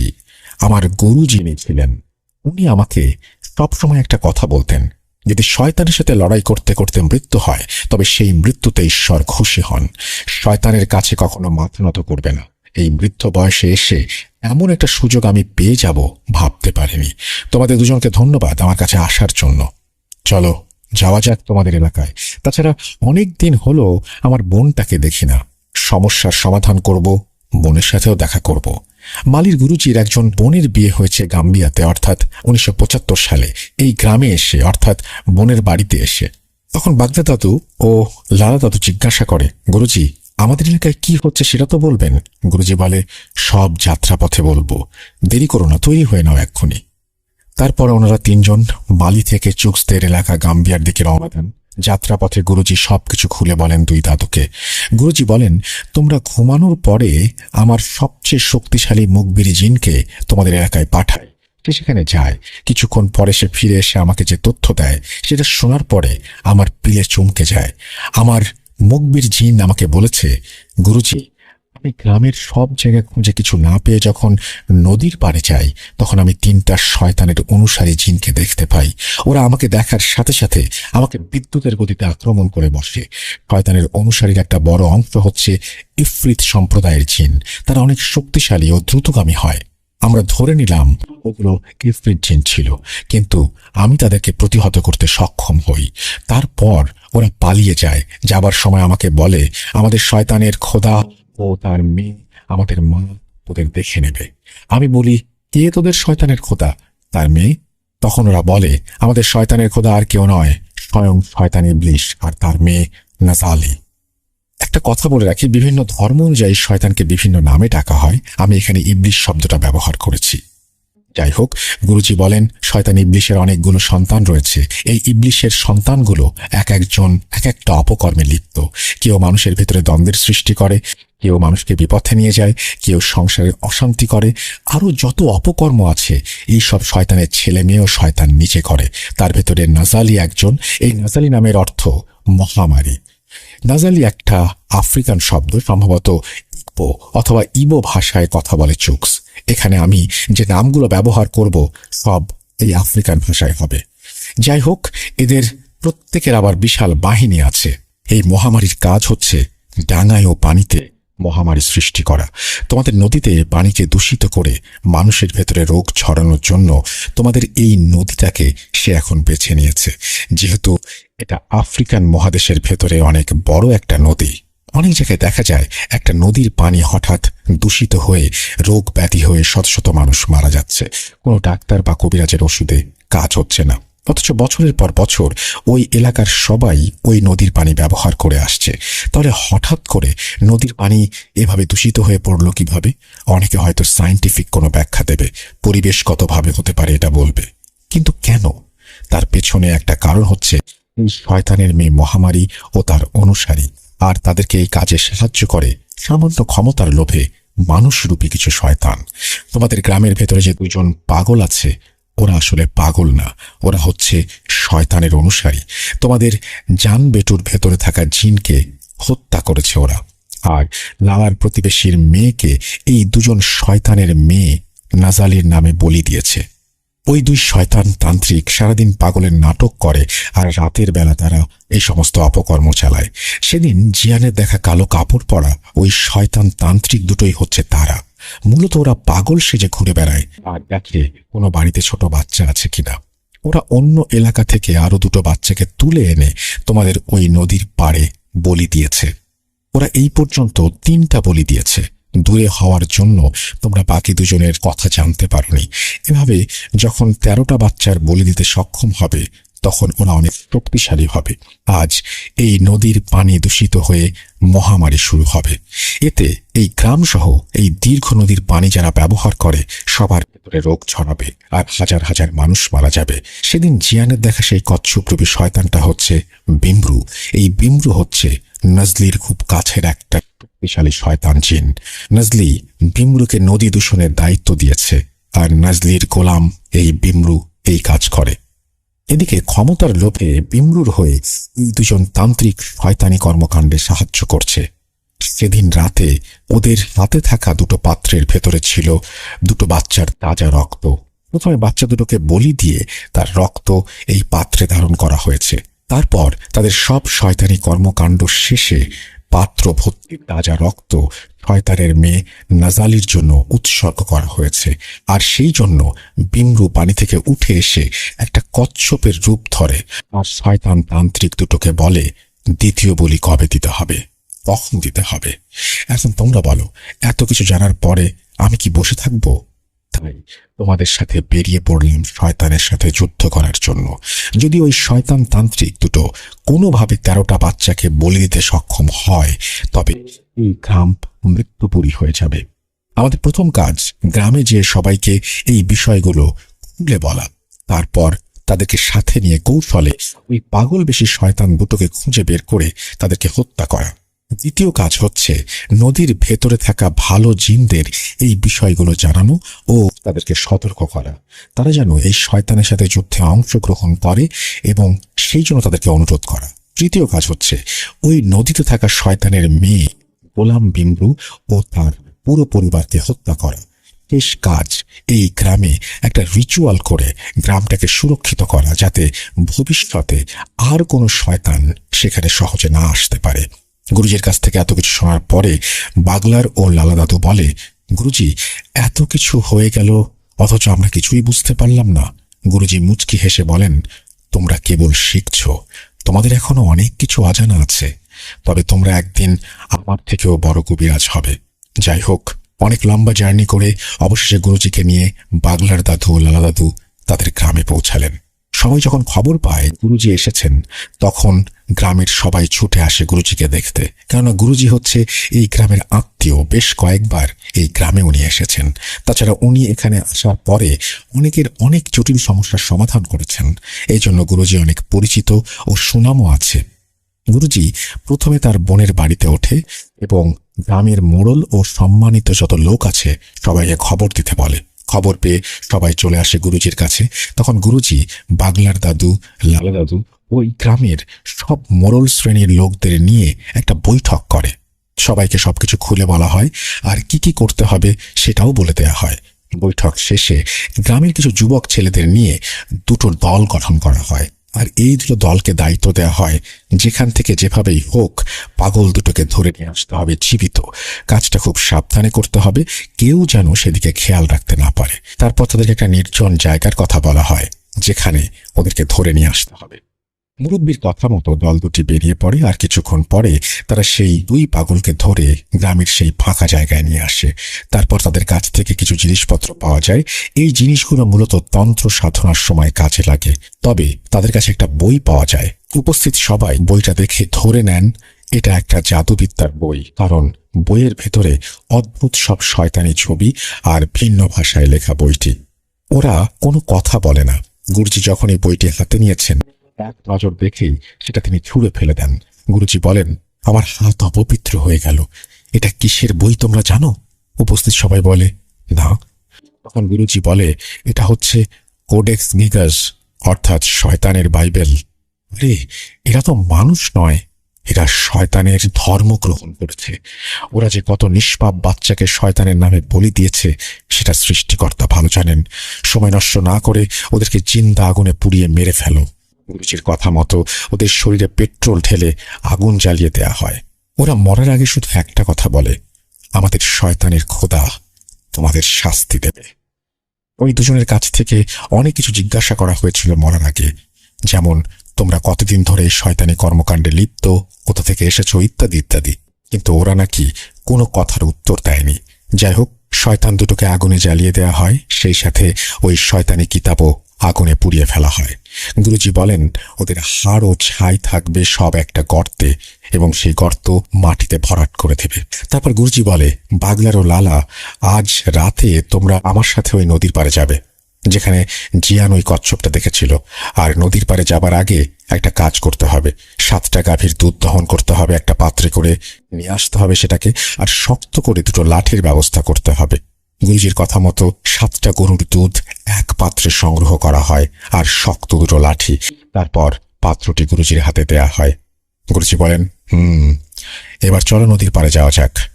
বাগলার দাদু ও লালা দাদুকে সাথে নিয়ে গুরুজি নদীর সেই জায়গায় যান যেখানে সেই শয়তানটিকে দেখা গিয়েছিল। তারপর গুরুজি বলেন, তোমাদের হাতের লাঠি দুটো আমাকে দাও। লাঠি দুটো নিয়ে গুরুজি মন্ত্র পড়ে তাতে ফু দেন। তারপর গুরুজি বলেন, আমি এখন নদীর ভেতরে যাব, আর আমি যাওয়ার পরে তোমরা দুজন লাঠি হাতে করে দাঁড়িয়ে থাকবে। এখানে কেউ আসার চেষ্টা করবে, কিন্তু যখনই দেখবে তোমাদের হাতে এই মন্ত্র পড়া লাঠি, তখন কেউ আর এখানে আসতে পারবে না। আমি পানি নিচে যাওয়ার পরে কিছু শয়তান পানির ভেতর থেকে ওপরে আসার চেষ্টা করবে, কিন্তু উঠতে পারবে না। আমি পানির ভেতরে শয়তানদের দেখে নেব, আর ওপরের শয়তানদের তোমরা দেখে রাখো। তোমরা যদি বুঝতে পারো কেউ তোমাদের কাছে এসেছে, তখন সৃষ্টিকর্তার নাম নেবে এবং জোরে করে তাকে আঘাত করবে। তারপর দেখবে শয়তান কেমন লেজ গুটিয়ে পালায়। গুরুজির কথা শুনে বাগলার ও লালা দাদু বলে, গুরুজি, আপনি কোনো চিন্তা করবেন না, আমরা আছি এখানে, আপনার কোনো চিন্তা নেই, আপনি যান। তারপর গুরুজি নদীর পানিতে নেমে পড়েন, মানে একদম কিনারায় যেখান থেকে পানি শুরু। তারপর মন্ত্র পড়ে ওই দুধের পাত্রে ফুঁ দিতে থাকেন। তারপর দুধ ভর্তি পাত্রটি পানিতে ডুবিয়ে দেন। তার কিছু সেকেন্ডের ভেতরেই গুরুজির সামনে পাক খাওয়া শুরু হয় এবং ফাঁকা হয়ে যায়। তখন গুরুজি সেই ফাঁকা জায়গা দিয়ে নদীর ভেতরে প্রবেশ করেন। ডাঙায় বাগলার ও লালা দাদু লাঠি হাতে দাঁড়িয়ে সব দেখছেন। গুরুজি চলে যাওয়ার পরে শুরু হয় বন্য সব জীবজন্তুর ভয়ঙ্কর হুঙ্কার। চারপাশ জুড়ে যত সব ভয়ঙ্কর জন্তু জানোয়ার গর্জন করতে থাকে। বাগলা দাদু লক্ষ্য করে নদীর পাড়ে গাছপালার ভেতর থেকে অনেক জোড়া চোখ ওদের দিকে ভয়ঙ্কর দৃষ্টিতে তাকিয়ে আছে। এই দৃশ্য দেখে মোটামুটি ভয় পেলেও দুজনের একজন ওই জায়গা থেকে এক চুলো নড়েনি। প্রায় 1 ঘন্টা পরে নদীতে আবারও পাক শুরু হয়, আর আগের মতো পাকের জায়গাটা ফাঁকা হয়ে যায়। এদিকে পাক শুরু হওয়ার সাথে সাথে আশেপাশে সব হুঙ্কার গর্জন থেমে যায়। তার কিছুক্ষণ পরে গুরুজি সেখান থেকে উঠে ডাঙায় চলে আসে। গুরুজি ডাঙায় আসার পরে বাগলার ও লালা দাদু লক্ষ্য করে গুরুজি একটুও পানিতে ভেজেনি। গুরুজির জামা কাপড় সম্পূর্ণ শুকনো। এটা দেখে দুজনে খুব অবাক হয়। যাই হোক, গুরুজিকে দেখে দাদুরা জিজ্ঞাসা করে, গুরুজি আপনি ঠিক আছেন? গুরুজি বলে, হ্যাঁ, আমি ঠিক আছি। তোমাদের কোনো অসুবিধা হয়েছে? তারা বলে, হ্যাঁ, অনেকগুলো শয়তান এসেছিল জন্তু জানোয়ার সেজে ভয় দেখানোর চেষ্টা করছিল। তখন গুরুজি বলে, এই লাঠির সামনে আসার মতো সাহস কারো নেই। এখন বাড়ি চলো, আজকে গভীর রাতে এই শয়তানি খেলা শেষ করতে হবে। এখানে বাসা বাঁধা বড় শয়তানকে মারতে হবে। তখন দাদুরা জিজ্ঞেস করে, গুরুজি, আপনি যে উদ্দেশ্যে নদীর ভেতরে গেলেন সেটা সফল হয়েছে? গুরুজি বলেন, হ্যাঁ, হয়েছে। সব সমস্যা, সব ঝামেলা শেষ করে পরবর্তীতে গুরুজি বলেছিল নদীর ভেতরে কি হয়েছিল। গুরুজি বলেন, আমি পানির নিচে নামলাম। আমি দেখতে পেলাম একটা রাস্তা চলে গেছে। আমি সেই রাস্তা ধরে হাঁটতে থাকলাম। একটু সামনে যাওয়ার পরে একটা কালো ছায়া আমার পথ আটকে দাঁড়ায়। আমাকে বলে, এই কবিরাজ, কোথায় যাচ্ছিস? আমি বলি, সেটা জেনে তোর কি কাজ? আমার পথ ছাড় বলছি। তখন ওই ছায়াটা আমাকে বলে, তোর এত বড় সাহস, আমাদের জগতে এসে আমাকে বলিস পথ ছাড়তে? আমি বুঝতে পারি এই শয়তান এত সহজে পথ ছাড়বে না। আমি আমার জামার পকেট থেকে কিছু পাথরের টুকরো বের করি, যেটা আমি আসার সময় বাড়ি থেকে নিয়ে এসেছিলাম। আমি সেই পাথরে মন্ত্র পড়ে ফোঁ দিয়ে ওই ছায়ায় ছুঁড়ে মারলে ও চিৎকার করে সেখান থেকে অদৃশ্য হয়ে যায়। তারপর আমি আবার হাঁটতে থাকি। কিছু দূর যাওয়ার পর দেখি ভয়ঙ্কর একটা কালো সাপ ফনা তুলে আমার পথ আটকে রেখেছে। অনেক বড় একটা সাপ, 3টি মাথা একসাথে ফনা ধরে আছে। আমি সেদিকে দাঁড়াতেই 3 মাথা একসাথে নড়ে ওঠে। 3জন মানুষ যদি একসাথে একই কথা বলে তাহলে যেমন শোনা যাবে, ঠিক সেই রকম ভাবেই 3টি মাথা মানুষের মতো করে কথা বলে ওঠে। ওরা বলে, এই কবিরাজ থাম, তুই এখানে যে উদ্দেশ্যে আসছিস এটা হবে না। প্রাণে বাঁচতে চাইলে ফেরত যা। তখন আমি একটা পাথর দিয়ে সাপের দিকে ছুঁড়ে মারি, সেটা অদৃশ্য হয়ে যায়। তারপর কিছুক্ষণ হাঁটার পরে একটা বিশাল প্রাসাদ দেখতে পাই। আমি বুঝতে পারি এটাই পানির নিচে থাকা জিন সর্দারের বাড়ি। আমি গেটের কাছে যাওয়ার সাথে সাথে দুজন আমাকে দেখে বলল, গুরুজি, আপনি একা এসেছেন? আমরা আপনাকে আনতেই যাচ্ছিলাম। আমাদের সর্দার আপনার জন্য অপেক্ষা করছে। প্রাসাদের ভেতরে ঢুকলাম। ভেতরে যেয়ে দেখি সর্দার সেখানে বসে আছে, তার সাথে অনেকে আছে। আমাকে দেখে সর্দার প্রথমে সালাম জানায়, তারপর তার সাথে ভালো মন্দ কথা হয়। তারপর আমরা কাজের কথা এলাম। সর্দার বলে, গুরুজি, আপনার হাঁড়ি ভর্তি 7টি গরুর দুধের উপহার আমার পছন্দ হয়েছে। আমি কি জানতে পারি আপনি কি জন্য এখানে এসেছেন? তখন আমি সর্দারকে সবকিছু খুলে বলি। সর্দার তার কিছু সংবাদ সংগ্রহকারী গোয়েন্দাকে নিয়োগ করে। তারপর তাদের কাছে জিজ্ঞাসা করে গুরুজি যেটা বলছেন সেটা সত্যি কিনা। ওরা বলে, হ্যাঁ, এখানে কিছু শয়তান আছে, কিন্তু কি অপকর্ম করার জন্য এসেছে সেটা এখন আমরা বুঝতে পারছি না। এই জন্য আপনাকে কোনো তথ্য দিতে পারিনি, আর আমরা নজর রেখেছি ওদের ওপর। তখন ওদেরকে আমি বলি, সর্দার দেখো, তোমাদের জিনদের কোনো দোষ নেই। ওরা এমন মায়াজাল সৃষ্টি করতে পারে যেটা মানুষ তো দূরের কথা, কোনো জিনও ধরতে পারে না। আমি আমার অনুগত একজন জাদুকরী মুখবির জিনের কাছ থেকে তথ্য সংগ্রহ করেছি। তারপর আমি সর্দারকে আমার পরিকল্পনার কথা বলি যে কিভাবে এই শয়তানদের শায়েস্তা করতে হবে। তখন সর্দার বলে, গুরুজি, আপনি চিন্তা করবেন না। আপনি শুধু আমাকে ডাকলেই আমি আমার সর্বশক্তি দিয়ে শক্তিশালী সেনাবাহিনী সহ যুদ্ধ চালানোর জন্য হাজির হয়ে যাব। তারপর আমি সর্দারকে বলি, আজ গভীর রাতে আমি আসবো এই নদীর পাড়ে। সর্দার আমার কথায় রাজি হয়। এরপর আমি সেখান থেকে চলে আসি। তখন সর্দার আমাকে তার 2 জন জিনের মাধ্যমে এখানে পৌঁছে দেয়। নদীর ভেতর থেকে ওঠার পরে গুরুজি বলেছিলেন আজকে গভীর রাতে তিনি আবার দাদুদের সাথে এখানে আসবেন, এখানেই আসন করে বসবেন, যা করার করবেন। তখনকার মতো ওনারা বাড়িতে চলে যান। যাওয়ার পথে কোনো সমস্যা হয়নি, কারণ গুরুজির সাথে ছিলেন, সেই জন্যই। যাই হোক, বাগলার দাদু গুরুজিকে খাওয়ার জন্য অনুরোধ করেন। দাদু বলেন, গুরুজি, আপনি সারাদিন কিছু খাননি, আসুন কিছু খেয়ে নেবেন। তখন গুরুজি বলেন, বাগলার, আমি এই সমস্ত কাজে আসার পরে কিছু খাই না যতক্ষণ পর্যন্ত আমি কাজটা শেষ করছি। তোমরা খাওয়া দাওয়া করলে করে নিতে পারো। তখন দাদু বলে, বলেন গুরুজি, আপনি না খেলে আমরা কি করে খাবো? তখন গুরুজি বলে, আমার 2টো জিনিস লাগবে। তোমরা পারবে এই 2টো জিনিস এনে দিতে? বাগলা দাদু বলেন, কি জিনিস গুরুজি, আপনি বলুন শুধু। গুরুজি বলে, 1 মুঠো চাল আর একটা মুরগি। বাগলার দাদু বলে, এটা আমার বাড়িতে আছে। বাগলার দাদু একটা মুরগি ও 1 মুঠো চাল এনে দেন। ওগুলো নিয়ে সেই রাতে ওনারা আবারও নদীর পাড়ে আসেন। গুরুজি বলেন, তোমরা 2টো বড় পাতা নিয়ে আসো। তখন পাশে থাকা গাছ থেকে বাগলার দাদু 2টো বড় পাতা নিয়ে আসে। গুরুজি বলে, ওই পাতার উপরে চালগুলো 2 ভাগ করে রাখো। সেটাই হয়। তারপর গুরুজি মুরগিটাকে জবাই করে সেই মুরগির রক্ত চালগুলোর উপরে ফেলতে থাকেন। 2টো পাতার উপরে রাখা চালের উপরে সমানভাবে রক্ত দিয়ে চালগুলো ভিজিয়ে দেন। তারপর গুরুজি বলেন, যাও, এই চালগুলো নদীতে ভাসিয়ে দিয়ে এসো। ওদিকে গুরুজির কথা মতো দাদুরা চালগুলো নদীতে ভাসিয়ে দিয়ে আবারও গুরুজির কাছে এসে বসে পড়ে। তখন গুরুজি নদীর পাড়ে বড় একটা গণ্ডি কেটে সেখানে পাগলার দাদু ও লালা দাদুকে গণ্ডির ভেতর দুই পাশে বসতে বলেন, আর গুরুজি মাঝখানে বসে পড়েন নদীর দিকে মুখ করে। গুরুজি লালা দাদু ও বাগলা দাদুকে মন্ত্র শিখিয়ে দিয়ে সেটা পড়তে বলেন। দুই পাশে দুজন মন্ত্র পড়তে থাকে আর গুরুজি মাঝখানে বসে মন্ত্র পড়ছেন। তারপর তিনি তার পকেট থেকে 3টা পাথর বের করে সেগুলো এক এক করে নদীর দিকে ছুঁড়ে মারেন। পাথর 3টা ছুঁড়ে মারার সাথে সাথে নদীতে আগের মতো পাক হওয়া শুরু হয়, আর একটু পরে সেই পাকের ভেতর থেকে উঠে আসে জিয়ানের দেখা সেই কচ্ছপ। বাগলা দাদু বলেছিলেন এই কচ্ছপ নাকি বিশাল এক দানবের মতো। তারপর ধীরে ধীরে ওনাদের 3 জনের দিকে আসতে থাকে সেটি। কচ্ছপটি ওনাদের 3 জনের সামনে এসে থেমে যায়, আর তার মাথার জায়গা থেকে 2টো মানুষের মাথা বেরিয়ে আসে। সেই মাথা দেখতে ভয়ঙ্কর, বিভৎস। তার মাথার চুলগুলো জট বাঁধা, মুখের মাংসে পচন ধরা এবং বিভিন্ন জায়গায় ক্ষত চিহ্ন। মনে হচ্ছে চিহ্নগুলো কেউ ধারালো ছুরি দিয়ে কেটে দিয়েছে। চোখের কোটরে কালো দাগ। এটাই সেই বিমরু। বিমরু বলে, কিরে কবিরাজ, আমাকে কেন ডেকেছিস? কবিরাজ বলে, তোরা যে উদ্দেশ্যে এখানে এসেছিস সেটা করা যাবে না, এখান থেকে চলে যা। তখন বিমরু বলে, তোর এত বড় সাহস, তুই আমাকে হুকুম করিস? তুই জানিস না আমি কে? তখন গুরুজি বলে, হ্যাঁ আমি জানি তুই একটা শয়তান, আর আমি ঈশ্বরের সেবক। তোর মনে কোনো দয়া মায়া নেই। আমি দয়ালু। আমি চাইলে তোকে শাস্তি দিতে পারতাম। তোর কথায় নিষ্পাপ 3টা শিশুকে বলি দিতে হয়েছে। সেই অপরাধে তোকে হত্যা করা আমার পাপের কিছু না। তবুও ভালোই ভালোই বলছি, তুই এখান থেকে চলে যা, তা না হলে তোকে হত্যা করতে বাধ্য হব।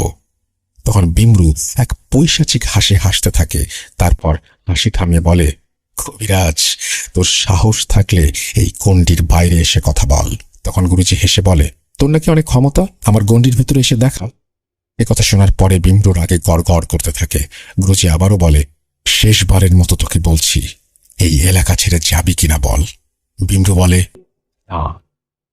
তখন গুরুজি বলে, দাগুরা, শয়তানটাকে মেরে ফেল। এই কথা বলার সাথে সাথে পাশের জঙ্গল থেকে এক লাফে কিছু একটা সবার সামনে চলে আসে। বাগলার দাদু দেখে বিশাল একটা সিংহ, যার অর্ধেক মানুষের মতো। অন্ধকারে সেটা হাতির থেকেও বড়। পা আছে, শরীর আছে, মাথা সিংহের মতো।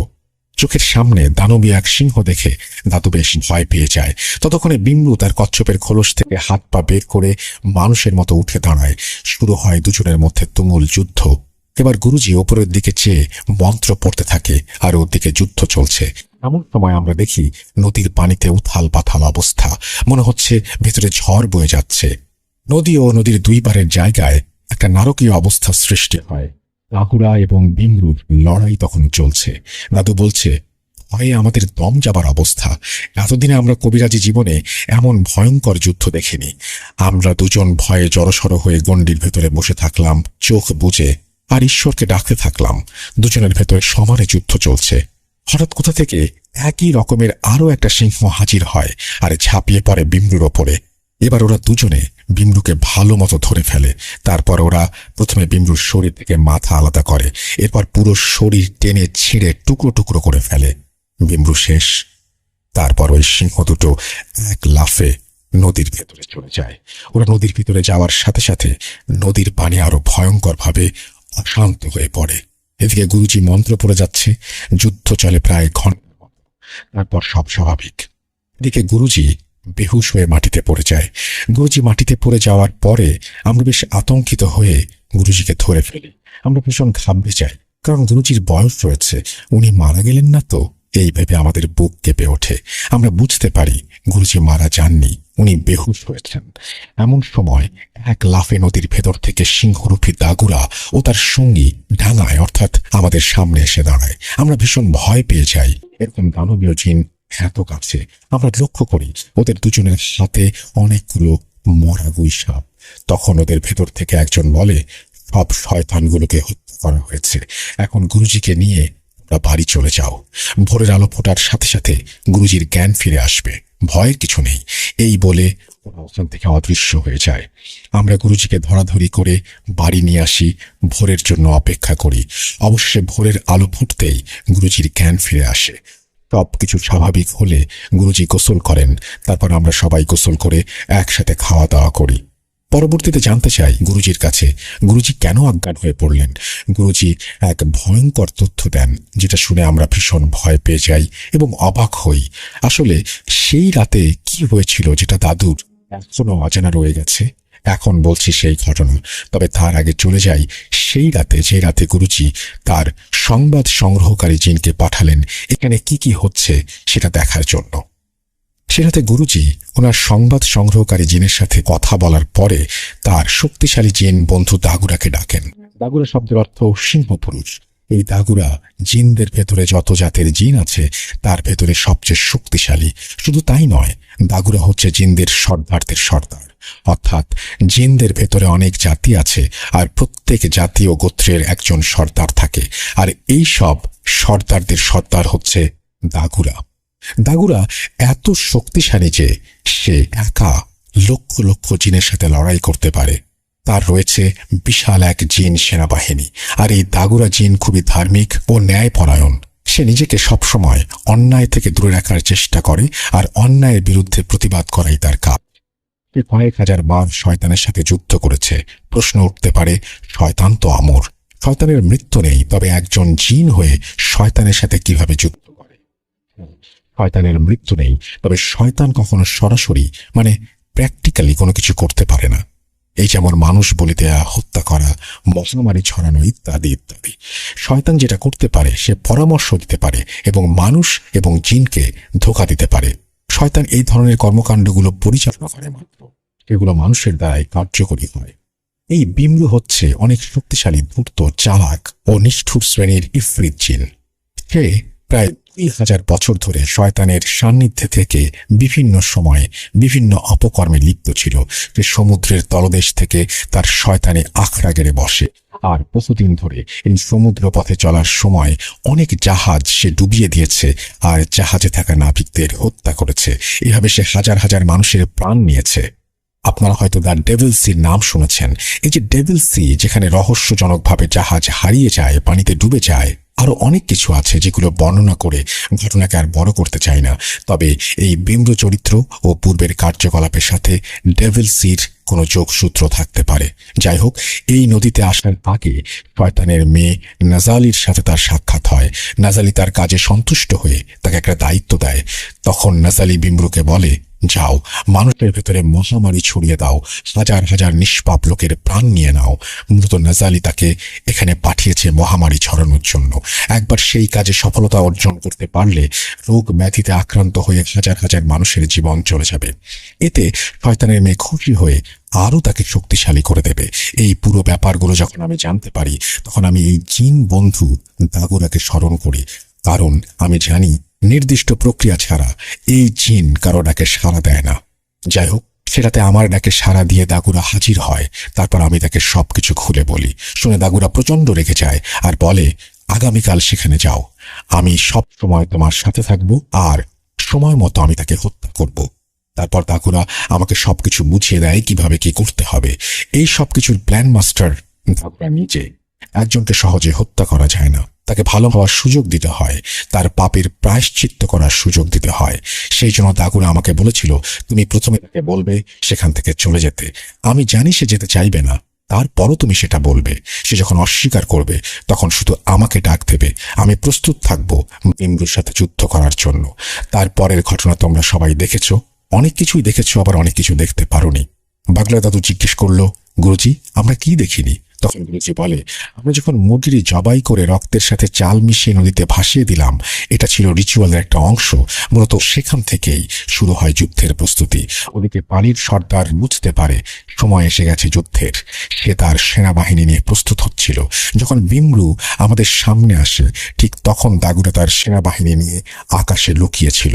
দাগুরা তার সেনাপতিকে দায়িত্ব দিয়ে নিজে জমিনে নেমে আসে বিমরুর সাথে লড়াই করার জন্য। তোমরা কি জানো, যুদ্ধ শুধু ডাঙা এবং পানিতে হয়নি, যুদ্ধ আকাশেও হয়েছে। বিমরুর বিপদ বুঝতে পেরে হাজার হাজার শয়তানের অনুসারীরা এসেছিল বিমরুকে বাঁচানোর জন্য এবং তার হয়ে যুদ্ধ করার জন্য। কিন্তু ততক্ষণে আমি মন্ত্র বলে একটা বলয় সৃষ্টি করি, সেই বলয় ভেদ করে ওই শয়তানগুলো নিচে আসতে পারেনি। আমি এমন কঠিন ও লম্বা লম্বা মন্ত্র পাঠ করেছি যা পাঠ করতে আমার নিঃশ্বাস বন্ধ হয়ে যাচ্ছিল। শয়তানগুলো ওপর থেকে আমার উপরে প্রভাব বিস্তার করার চেষ্টা করছিল, আর যদি একবার আমি ভুল করতাম আর আমার এই বলয় ভেঙে যেত, তবে আমরা সবাই মারা যেতাম। ওই শয়তানগুলো নিচে নেমে আসতে সক্ষম হতো আমার মন্ত্র বলে, এবং দাগুরার সেনাপতি ও তার সৈন্যবাহিনীর আক্রমণের ওপরে শয়তান জিনগুলো ওখানেই মারা যায়। আমি চেয়ে চেয়ে দেখেছি আর মন্ত্র পড়েছি। দাগুরার সেনাপতি যখন দেখে দাগুরা একা পেরে উঠছে না বিমরুর সাথে, তখন সে তার সৈন্যদের ওখানে দায়িত্ব দিয়ে দাগুরার কাছে চলে আসে, আর এই দুজনের শক্তির কাছে বিমরু পরাজিত হয়। বিমরুকে হত্যা করার পরে দাগুরা এবং তার সেনাপতি চলে যায় নদীর ভেতরে বাকি শয়তানগুলোকে হত্যা করার জন্য। তারপর আমি অজ্ঞান হয়ে যাই। অবশ্য ততক্ষণে সব শয়তানগুলোকে হত্যা করা হয়ে গেছে। তবে দুঃখের বিষয় এটা, এই যুদ্ধে পানির নিচে থাকা বেশ কিছু ভালো জিন ও দাগুরার কিছু সৈন্য নিহত হয়েছে। আর এভাবেই একটা ভয়ঙ্কর শয়তানি বাহিনীকে দাগুরা এবং পানির নিচের সর্দার পরাস্ত করে এবং তাদের সবাইকে মেরে ফেলতে সক্ষম হয় দাগুরা। এবং সেনাবাহিনীর হাতে তোমরা যে গুই সাপগুলো দেখেছ, ওগুলো সব মৃত শয়তানের অনুসারী। তো এটাই ছিল মূল ঘটনা, যার অনেক কিছু তোমরা জানো না। গুরুজির কাছে সবকিছু শোনার পরে দাদুরা বেশ অবাক হন এবং গুরুজির অনেক প্রশংসা করতে থাকেন। আর দাদুরা দুঃখ প্রকাশ করেন সেই সমস্ত জিনদের জন্য যাদের রক্ষা করা সম্ভব হয়নি। এরপর গুরুজি এই গ্রামটা পুরোপুরি বন্ধ করে দেন। এবার গুরুজি 4-5 দিন ছিলেন তার বোনের বাড়ি। আপ্যায়নের কোনো কমতি ছিল না তার। গ্রামের প্রত্যেকটা মানুষ গুরুজির কাছে কৃতজ্ঞ। গুরুজির এই 4-5 দিনে বাগলার দাদুরা অনেক কিছু শেখেন গুরুজির কাছ থেকে। এরপরেও বেশ কয়েকবার বাগলার দাদু গেছেন গুরুজির বাড়ি। এটাই ছিল গুরুজির শেষবারের মতো আসা মালি থেকে গাম্বিয়া। গুরুজি আশা করছি আজকের ঘটনাটি আপনাদের ভালো লাগবে, আর আমাদের চ্যানেলটি থেকে যে কোনো নোটিফিকেশন পেতে আমাদের সাবস্ক্রাইব করুন এবং বেল আইকনটি টিপে দিতে অলটা ছিল। 2019 সালের জানুয়ারি মাসের কনকনে শীত। আমি একটি বেসরকারি হাসপাতালের অ্যাম্বুলেন্স চালাই। মৃত লাশ নিয়ে যাই মাঝে মাঝেই বিভিন্ন জেলায়। একদিন একটা ফোন পেয়ে আমি অফিসে গিয়ে খবর পাই একটা মৃত লাশ নিয়ে আমাকে রাজশাহীতে যেতে হবে। আমি লাশটাকে দেখলাম, খুব বাজেভাবে অ্যাক্সিডেন্ট হয়েছে। লাশ একটা মেয়ের, সুন্দর, মনে হয় কলেজ কিংবা বিশ্ববিদ্যালয়ে পড়ত। মাথার এক পাশ থ্যাঁতলানো, চুলগুলো এলোমেলো, দেহের বিভিন্ন স্থান থেকে রক্ত ঝরছে। মেয়েটি হোস্টেলে থাকায় এখানে তার কোনো গার্ডিয়ান নেই। তার কয়েকজন শিক্ষক এবং সহপাঠীরা মিলে লাশটাকে অ্যাম্বুলেন্সে তুলে দেয়। লাশটা নিয়ে আমায় একাই যেতে হবে। আমি মাঝে মাঝে এমন লাশ নিয়ে প্রায় অনেক জেলাতে যাই, কিন্তু আমার হেল্পার রকিকে সাথে নিতে হয়। সন্ধ্যা হয়, ঠিক ওই সময় রকিকে সাথে নিয়ে রওনা দিলাম। একটানা 4-5 ঘন্টা গাড়ি চালিয়ে একটা স্থানে এসে কিছু খাওয়ার জন্য গাড়ি থামালাম। তারপর খেয়ে দিয়ে আবারও রওনা দিলাম। কয়েক কিলোমিটার যাওয়ার পর হঠাৎ একটা চাকা বাস্ট হয়ে যায়। গাড়ি থেকে নেমে দেখলাম চাকা বাস্ট হয়ে গেছে। এক্সট্রা চাকার জন্য গাড়িতে খোঁজ করে দেখি ভুল করে এক্সট্রা চাকা নেওয়া হয়নি। সাথে থাকা আমার হেল্পার রকি বলে, ভাই, চাকা যেহেতু নাই, আমরা যেখানে খাওয়া দাওয়া করছিলাম ওইখানেই দেখি চাকা সারাতে পারি কিনা। এই কথা বলে আমার কাছ থেকে কিছু টাকা আর নষ্ট চাকাটা নিয়ে রওনা দিল সে। গাড়িটা রাস্তার একপাশে সাইড করা ছিল। কতক্ষণ লাগতে পারে এই চিন্তা করতে করতে গাড়িতে গিয়ে বসলাম। গাড়িটা হাইড্রোলিক জগ দিয়ে স্ট্যান্ড করা ছিল, তাই এইটাও চিন্তা করছিলাম একা একা এইভাবে থামানো একটা গাড়ি নিয়ে কতক্ষণ অপেক্ষা করব। এমনিতেই জায়গাটা নীরব। একটু পরপর 1-2টা ডিস্ট্রিক্ট বাস সাঁই সাঁই করে চলে যাচ্ছে। পাশে কোনো মানুষজনের চিহ্ন নেই। রাত প্রায় 10টা, কি আসবে হাইওয়েতে। আমি একটা সিগারেট ধরিয়ে একটু পরপর একটা একটা করে টান দিচ্ছি আর চাকা আসার ব্যাপারটা নিয়ে চিন্তা করছি। লুকিং গ্লাসে রকি আসার পথে তাকিয়েছিলাম। হঠাৎ ভেতরে থাকা লুকিং গ্লাসে চোখ আটকে গেল। চোখটা সরিয়ে পেছনে তাকাতে দেখলাম না, কিছুই না, সব ঠিক আছে। আবার যখন সিগারেটে টান দিয়ে লুকিং গ্লাসের দিকে তাকালাম, তখন ভয়ে স্থির হয়ে গেলাম। আমি দেখলাম মেয়েটার লাশটা উঠে বসে আছে। এবার আমি ঘাড় ঘোরাতে সাহস করলাম না। আমার মনে হচ্ছিল দাঁতে দাঁত লেগে আসবে। হঠাৎ পেছন থেকে মেয়েটা বলে উঠল, ভাইয়া, আমি পানি খাবো, পিপাসায় গলাটা ফেটে যাচ্ছে। আমি অনিচ্ছা সত্ত্বেও পেছনে তাকিয়ে দেখি মেয়েটা সত্যি শোয়া থেকে উঠে বসেছে, আর শরীরের দাগগুলো নেই। থ্যাকলানোর দিকটা বোঝা যাচ্ছে না। মনে হচ্ছে সে অজ্ঞান হয়েছিল, এখনই জ্ঞান ফিরেছে।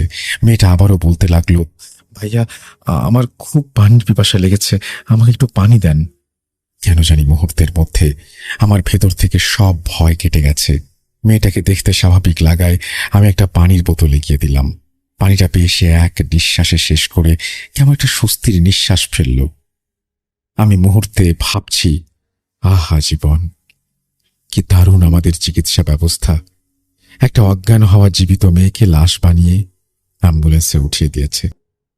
এগুলো ভাবতে না ভাবতেই মেয়েটা আমার দিকে মুখ করে বলতে লাগলো, জানো ভাইয়া, এই পানির জন্য আমার বুকটা ফেটে যাচ্ছিল। আমার ভার্সিটি বন্ধ হয়ে যাওয়ায় বাড়িতে যাওয়ার জন্য তৈরি হয়ে বাস স্ট্যান্ডে আসি। আমি রিক্সা থেকে নেমে ভাড়া দিলাম। যখন একটু সামনে এগোলাম খেয়াল করতে পারিনি কখন একটা দ্রুতগামী বাস আমার সামনে এসে পড়েছে। চোখের পলকে বাসটার আঘাত খেয়ে সামনে পড়ে যাই, আর বাসটা ব্রেক করতে না পেরে আমার মাথার ঠিক বাম সাইড দিয়ে চলে যায়। যাওয়ার সময় আমার সমস্ত শরীরটাকে কয়েকবার রাস্তায় পিষ্ট করে যায়। অ্যাক্সিডেন্টের বেশ কিছুক্ষণ পর পর্যন্ত জীবিত ছিলাম। মেয়েটার মুখে এই কথাগুলো শুনে আমার বাক রুদ্ধ হয়ে গেছে। আমি যেন আমার মধ্যে নেই, আমি শুধু শুনছি। তারপর মেয়েটা বলছে, চিৎকার করে বলতে পারিনি, আমাকে কেউ পানি দাও, পিপাসায় আমার গলা ফেটে যাচ্ছে। খুব শব্দহীন আর্তনাদ করে পানির জন্য কুমড়ে কেঁদে উঠেছিলাম, কিন্তু আমাকে এক ফোঁটা পানি কেউ দেয়নি। যখন শেষ নিঃশ্বাসটা ফেললাম, একজন এসে আমাকে পানি খাওয়াতে চাইল, কিন্তু পানির এক ফোঁটাও গলা দিয়ে নামলো না, গাল বেয়ে পড়ে গেল। আমার নিথর দেহটা অ্যাম্বুলেন্সে তোলা হলো। আমার আইডি কার্ড দেখে ভার্সিটি থেকে তথ্য নিয়ে আমার কয়েকজন বন্ধু আর শিক্ষককে খবর দেয়া হয়, আর তারাই আপনার গাড়িতে তুলে দিয়েছে আমাকে বাড়িতে পৌঁছে দিতে। মেয়েটা এক নিঃশ্বাসে কথাগুলো বলে একটু চুপ করে আবারও বলল, ভাইয়া, আমার আব্বা আম্মা আর ভাই বোনকে বলবেন আমার জন্য যেন না কাঁদে, আর আপনাকে অসংখ্য অসংখ্য ধন্যবাদ আমাকে পানি খাওয়ানোর জন্য। এই কথা বলে মেয়েটা আবার শুয়ে পড়ে। তখনই আমার হেল্পার রকি চাকা ঠিক করে এসে বলল, ভাই চলেন, চাকা ঠিক হয়ে গেছে। আমি শুধু পেছনে তাকিয়ে আছি। রকে গায়ে হাত দিয়ে ধাক্কা দেওয়ায় আমার নীরবতা ভাঙে, আমার সম্বিত ফিরে পাই আমি।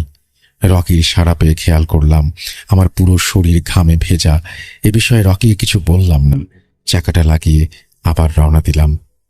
মেয়েটার বাড়ি যেতে যেতে পরদিন সকাল 9টা বেজে যায়। মেয়েটার লাশ পেয়ে মেয়েটার বাবা মা ভাই বোন কান্নাকাটি শুরু করে দিল। আমি ওইখানে বেশিক্ষণ অপেক্ষা করতে পারলাম না।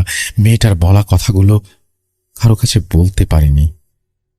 গাড়ি স্টার্ট দিয়ে ঢাকার দিকে রওনা দিলাম। মনটা খারাপ করে একটানা গাড়ি চালিয়ে যখন আবার ওই রাস্তায় আসলাম যেখানে গাড়ি নষ্ট হয়েছিল, সেখানে এসে দেখলাম মেয়েটা রাস্তায় দাঁড়িয়ে আছে, সুন্দর একটা হাসি দিয়ে হাত নাড়িয়ে আমাকে বিদায় জানাচ্ছে। এটা দেখে আমার মনটা কেন যেন এক অজানা কারণে ভালো হয়ে গেল। ভালো একটা স্বস্তি নিয়ে ঢাকায় ফিরে চলে আসলাম। কোনো ভয় পাইনি, তবে এই রহস্যময় ঘটনাও আজও আমায় ভাবায়। এই বলে রিয়াদ ভাই তার ঘটনা শেষ করলেন। রাসেল ভাই, ঘটনাটি ভালো লাগলে পড়ে শোনাবেন। তো এই ছিল ঘটনা, আমি পড়ে শোনালাম। আশা করছি আপনাদেরও ভালো লেগেছে। যদি আপনাদের ভালো লাগে তাহলে আপনারাও ইমেল করুন। আমাদের ইমেল অ্যাড্রেস হচ্ছে rastel.bhoot.com@gmail.com। আপনার নাম, ঠিকানা এবং ফোন নাম্বার সহ আপনার জীবনে ঘটে যাওয়া সেরা ঘটনা পাঠিয়ে দিন আমাদেরকে। আমরা অপেক্ষায় থাকলাম আপনার ঘটনার, এবং আরও বেশি বেশি করে যদি ঘটনা পাঠান, আরও বেশি বেশি করে ইমেল এপিসোড হবে, আরও বেশি বেশি করে আমরা ফিরে আসবো আপনাদের কাছে। সুতরাং অপেক্ষায় আছি আপনাদের ঘটনার। স্টুডিওতে আসুন বা লিখে পাঠান, যেভাবে খুশি ঘটনা পাঠিয়ে দিন আমাদের। চলে যাব আমাদের পরবর্তী ঘটনায়।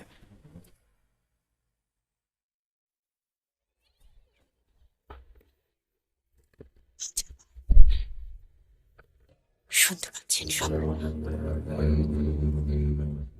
voidmaking.com. So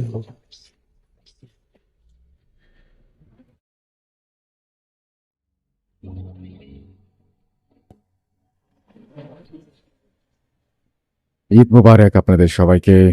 আমি রাসেল আছি সাথে। ঘড়িতে সময় রাত 12:10 আর চলছে ভূত.com। প্রথম ঘটনাটা আমরা শুনলাম। আশা করছি প্রথম ঘটনাটা আপনাদের ভালো লেগেছে। ইমেল এপিসোড মানেই স্পেশাল কিছু, এবং ইমেল এপিসোড আমরা সবসময়ই পছন্দ করি, এবং ইমেল এপিসোড শুনতেও আমাদের ভালো লাগে। সব কিছুই খুব অন্যরকম মনে হয়। এই জন্য ঈদেও আমাদের ইমেলের আধিক্য বেশি থাকে, এবং এবারও কিন্তু বেশ কিছু ইমেল রয়েছে যেগুলো আপনার রক্ত হিম করে দেবে, সে ধরনের ইমেল রয়েছে। যাই হোক, কথা না বাড়িয়ে আমরা পরবর্তী ঘটনায় যাব। আপনারা আমাদেরকে কমেন্ট করুন আমাদেরকে স্বাধীনে, এবং ঠিক একইভাবে অনেকে আমি জানি যে ঈদের শুভেচ্ছা জানাচ্ছেন স্বাধীনে, এবং একইভাবে আমাদেরকে ইমেল করে আপনার ঘটনা পাঠান। আমাদের ঘটনা পাঠাতে হলে যেটা করতে হবে আপনাদেরকে, সেটা হচ্ছে আমাদেরকে লিখতে হবে russell.booth.com@gmail.com এই অ্যাড্রেসে, এবং এই অ্যাড্রেসে আপনারা লিখবেন কোথা থেকে আপনারা ঘটনা পাঠাচ্ছেন, সেটাও আমাদেরকে জানাবেন। আশা করব সেটাই। এবং আমি এখন যেটা দেখতে পাচ্ছি সেটা হচ্ছে অনেকেই আমাকে কিন্তু স্বাধীন মিউজিক অ্যাপে লিখছেন, এবং অনেকেই ঘটনা পাঠিয়েছেন যারা ঈদে, তারাও আমাদের সাথে হয়তো এখন শুনছেন। তো সব কিছু মিলিয়ে এই ঈদটা আমাদের সবার জন্য জমজমাট হয়ে উঠুক। আমি কিছু কমেন্ট পড়তে পারি আপনাদের অনুমতি নিয়ে, যদি আপনারা চান দেখি। কারণ ঈদের দিন তো, মানে ঈদের আগের দিন তো অনেক জায়গায়। সাকিব লিখেছেন বরিশাল থেকে শুনছি, যদিও আমাদের বাংলাদেশে ঈদ কিন্তু আরেকটু পরে। হানিফ শিকদার লিখেছেন হ্যালোইন স্পেশাল এপিসোডে যে ব্যাকগ্রাউন্ড মিউজিকটা প্লে করা হয়েছিল সেই ব্যাকগ্রাউন্ড মিউজিক চান। এমডি সজীব আলী লিখেছেন চাঁপাইনবাবগঞ্জ থেকে শুনছি। এতজন কথা বলছেন, কেউ ঈদ নিয়ে কোনো কথা বলছেন না, খুব অদ্ভুত ব্যাপার। যদিও আপনারা জানেন যে অনেক জায়গাতে ঈদের চাঁদ মানে সৌদি আরবে দেখা গেছে, এবং সেই অনুযায়ী অনেক জায়গাতেই ঈদ পালিত হবে কালকে। যাই হোক, আমরা চলে যাব পরবর্তী ঘটনায়। আপনারা সঙ্গেই থাকুন আমাদের, এবং আশা করছি প্রতিটা মুহূর্ত আমাদের সাথে এইভাবেই থাকবেন, আমাদেরকে এইভাবেই আনন্দ দিয়ে যাবেন। আমরা চলে যাব আমাদের পরবর্তী ঘটনায়। এটি একটি ইমেল, খুব বেশি বড় না, আবার খুব বেশি ছোটও না। চলুন শুনে আসি।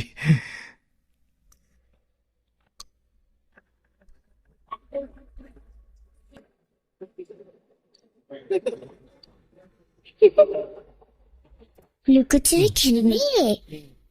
লুকোচুরি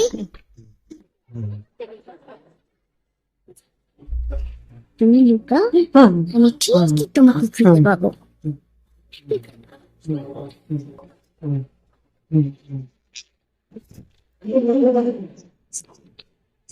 .com with Russell. যেভাবে লেখা আছে আমি সেভাবেই পড়ছি। আসসালামু আলাইকুম রাসেল ভাই। ওয়ালাইকুম সালাম। তারপর তিনি লিখছেন, আমি জানি আপনি ভালো আছেন। আমি মোর্শেদ আলম। আমি 2011 সাল থেকে ভূত এফএম শুনে আসছি। ভূত.com এর সাথে আছি। ভূত.com দীর্ঘজীবী হোক। আজকে আমার মায়ের সাথে ঘটে যাওয়া একটা ঘটনা শেয়ার করব। আমি বিদেশে থাকার কারণে আমার স্টুডিওতে আসা সম্ভব নয়। আমার মায়ের মুখ থেকে যেভাবে শুনেছি সেভাবেই বলছি। প্রথমেই ক্ষমা চেয়ে নিচ্ছি গুছিয়ে বলতে না পারার জন্য। রাসেল ভাইকে অনুরোধ করব গুছিয়ে বলার জন্য। ভুল ত্রুটি হলে ক্ষমা করবেন প্লিজ। ওই ঘটনাটি রাঙ্গুনিয়া চট্টগ্রামের একটি ঘটনা। আমি ওই স্থানের নাম উল্লেখ করতে পারবো না। সালটা ছিল 1974-75 দিকে। কোথাও থেকে একটা মহিলা ও তার ছেলে আসলো। দেখতে অনেক লম্বা, যেমন বিহারের মহিলারা হয়। তখনকার যুগে আমার বাবা মা ছিল গ্রামের সর্দার। আমার বাবা যেভাবে বলতো গ্রামের সবাই সেভাবে চলতো। ওই মহিলা এসে একটি আশ্রয় খুঁজছিল। সবাই আমার বাবার কাছে যেতে বলল। তখনকার মানুষ একটু সহজ সরল টাইপের হতো। আমার বাবা ওই মহিলাকে বলল, এখন তো তেমন ঘর নেই, ওইদিকে চৌধুরী বাড়িতে একটা ঘর খালি আছে, আমি তাদের সাথে কথা বলে দেখি, এতদিন তুমি আমার বাড়িতে থাকো। ওই মহিলা ও তার ছেলে আমাদের বাড়িতে থাকতে শুরু করলো, এবং আমার বাবা চৌধুরী বাড়ির মানুষদের সঙ্গে কথা বলে মহিলার থাকার ব্যবস্থা করে দিল। আশেপাশে তেমন ঘর ছিল না, 2-1টা ঘর ছিল। বেশ বছর 2-1 কেটে গেল। ওই মহিলা ও তার ছেলে পাহাড় থেকে কাঠ কেটে বিক্রি করে সংসার চালাতো। মাঝখানে কিছুদিন যাওয়ার পর থেকে মা ছেলের ঝগড়া শুরু হলো রাত বিরাতে। একটা সময় কিছুদিন পর ছেলেটা বসন্ত রোগে আক্রান্ত হয়। আশেপাশে যারা আছে তারা দেখে ছেলেটার বসন্ত রোগ হয়েছে। একদিন আমার বাবা ফজরের নামাজ পড়তে যায়, এবং সেখানে ওই বাড়ির মহিলার আশেপাশের লোকজন বলে গতরাত্রে ওই মহিলা নাকি অনেক কান্নাকাটি করেছে আর ঝগড়া করেছে। নামাজ শেষ করে সবাই সিদ্ধান্ত নিল মহিলার বাড়িতে যাবে সকাল সকাল। সবাই গেল ওই বাড়িতে। যখন ওই মহিলাকে ডাকা শুরু করলো, ওই মহিলা একটা লম্বা দা হাতে বেরিয়ে আসলো, আর আমার বাবার দিকে তেড়ে আসলো আক্রমণ করতে। সবাই ওই মহিলাকে থামিয়ে বলল, কি হয়েছে তোমার, এরকম করছো কেন? ওই মহিলা গত রাতে সব ঘটনা খুলে বলতে শুরু করলো। আমি ওই মহিলাটির মতো করে বলছি।